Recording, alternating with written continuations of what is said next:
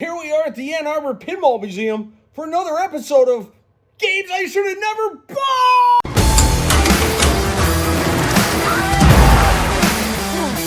In 1969, Midway came out with the Sea Raider Submarine torpedo game, where basically you are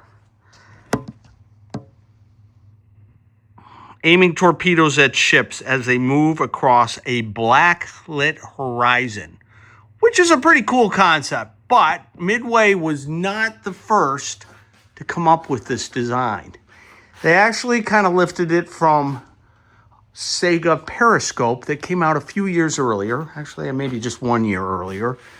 And also Crown had a game called Periscope that was indeed very similar to this. Pretty much the same gig, just different companies.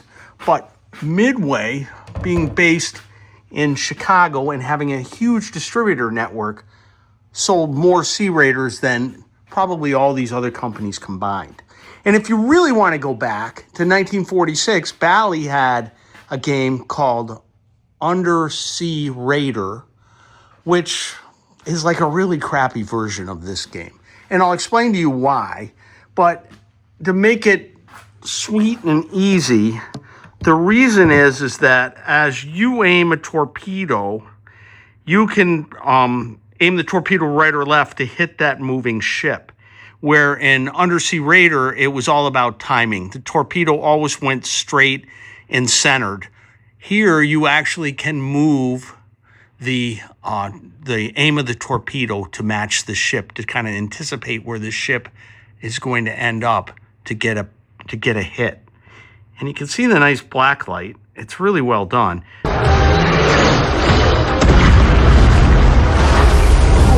Now, yes, I have enhanced the black light in this game like I love to do. The normal black light is a standard black light tube. It's a fluorescent tube, and it's way up there. Instead, I have this LED black light that much enhances the whole look and feel of the game. I like to do this to a lot of games because the black lights in fluorescent format just are not very bright.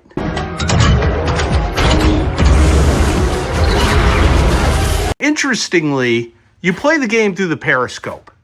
And yes, there's a mirror behind this that you do need to clean. But you can have spectators looking in these two viewing windows. Now, can you play through these viewing windows? I guess you could, but it's tough. You have much better accuracy going through the Periscope. And you have limited Periscope turning here. You can't turn it miles in any direction. But it's fine. I mean, you get the complete range of where the ships are sailing to conduct a hit. And then up here, there's no score reels. This will show you the number of ships or tonnage that you have hit, basically 1 through 10. And then over here is the number of torpedoes fired. I have this game set to 8 torpedoes per game, but you could set it between 6 and 10. And if you get a perfect game, it basically gives you a free game right away. You get double the shots. Yo ho and blow the man down. This game uses 12-volt light bulbs. They're not 6.3. So if you're going to use LEDs, you got to get automotive style. And I always prefer the SMDs, the multiple SMDs, as they're very bright. And then in here, there is an arm that shows the torpedo moving towards the ship. I replaced all those 12-volt light bulbs with 12-volt LEDs, but in red. Way cool! Let's take a look at the back of the game. First, you notice this box here, sound system.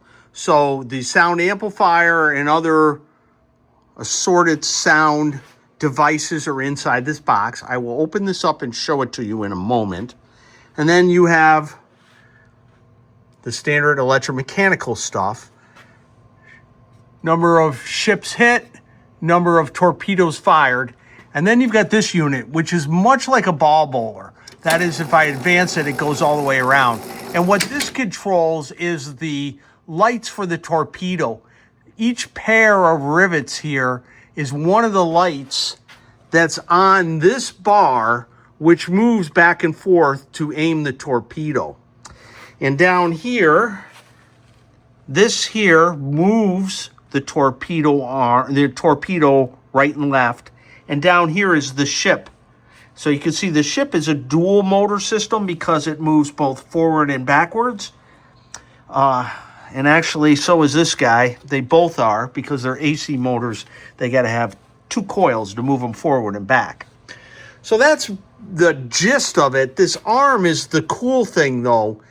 And up here is the selector unit. This is what you aim and move this around.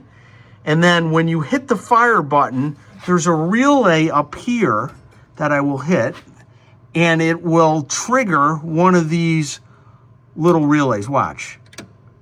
See how it triggered that one? And then this bar, after each shot, resets to move them all back in place. And then you move it over here, and you want a torpedo shot there, and then the relay, you press the button, the trigger, and one of the relays, that one right there, pulled in. And then that, what it does is tells this arm where to move so that the lights line up with your shot.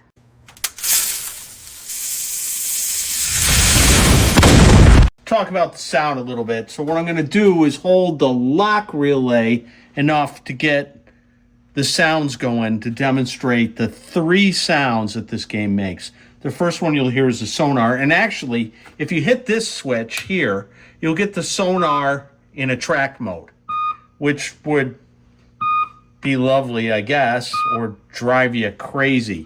So I leave that off. So let's try and get this going without having all the motors going. I want to hold that there like that, and you can hear we now have the beep. And then here is the whoosh sound from the torpedo launching, which is basically just static. I don't know how interesting that is. And then the explosion is this relay pulls in, and what it does is triggers this relay to hit on this spring. And watch here, when I push this in, you get the explosion, but watch when I hit the spring with my thumb. Hear the difference?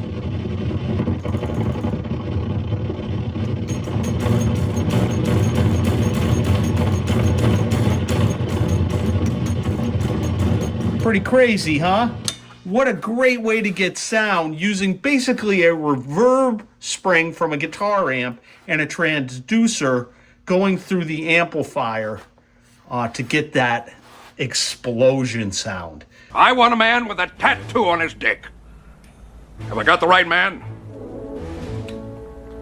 By a strange coincidence, you do, sir. Let's start a game, and we'll see how badly I can play today with our 8 torpedo shots. So when it's going to get a reset, you'll hear the big clank, and that means we can play. So now I am going to try and aim ahead of the ship. And you can see my red torpedo, and I missed. And that's 1 shot wasted. Let's try another one here. Yay, we get the explosion with the red lights. But you can see my LEDs, my red LEDs. Yes, very nice. 2 hits. Let's see if I can get them again. Yeah, I'm doing pretty well. And you can hear the motor change positions for the arm where the torpedo travels.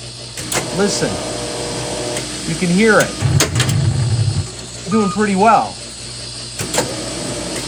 Am I gonna get another one? Yay! And that is my 8 shots. Fairly short, quick game, but you have all the time in the world to make those 8 shots.